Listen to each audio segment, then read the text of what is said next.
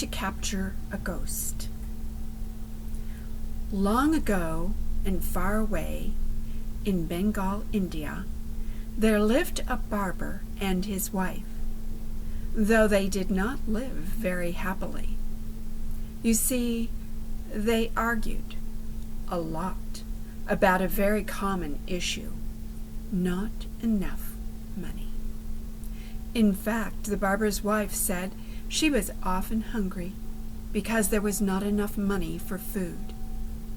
So one day, the poor, sad barber left home, vowing not to return until he was a rich man.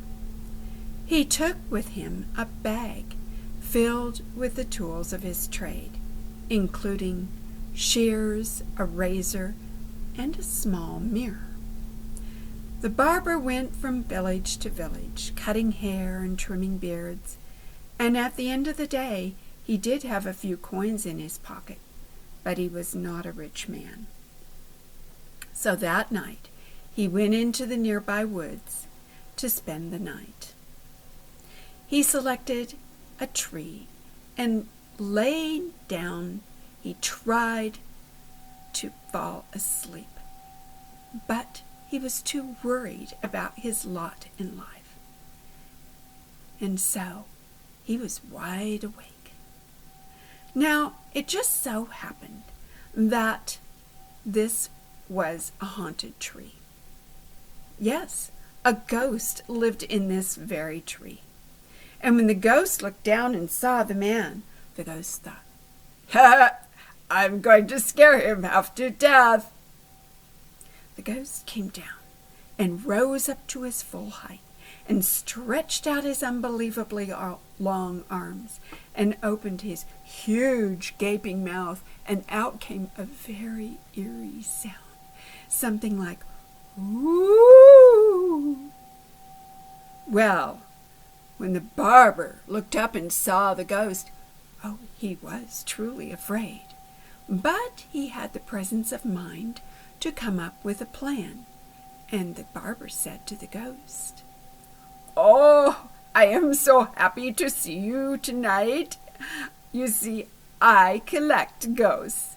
And the barber grabbed his bag and pulled up the little mirror. And when the ghost looked into the mirror, why, he saw his own reflection, but he thought he was seeing another ghost.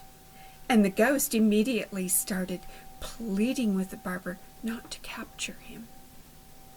But the barber said, "Oh, but I need another ghost to keep this ghost company."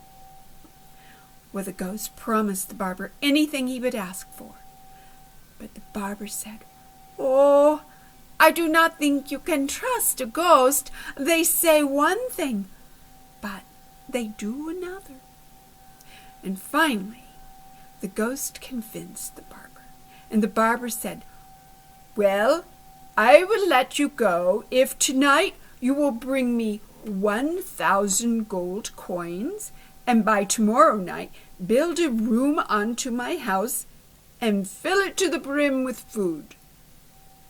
And so soon the ghost returned and gave the barber a bag filled with 1,000 gold coins. The barber took the bag and set off for his home.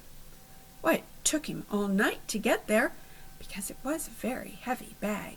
And when he knocked on the door, why, his wife welcomed him home. She was glad to see him and very happy when she saw the contents of that bag. All that gold, why, they were now rich. And the ghost kept his promise. By the next night, he had built a room onto their house and filled it with boxes and barrels and bags of food. While the ghost was working so hard at hauling all of this food to the barber's house, his uncle ghost saw him and asked what he was doing working so hard.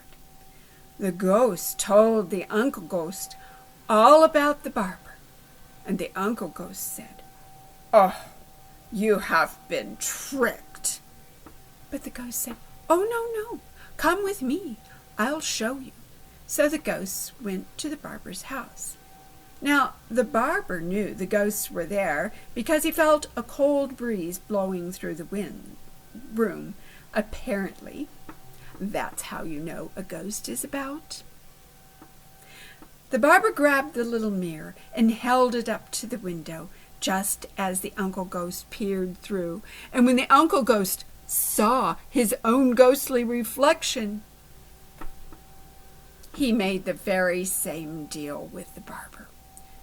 So you see, in just 2 nights, the barber and his wife were rich and had all the food they could ever want to eat. Bebo Ben, my story ends.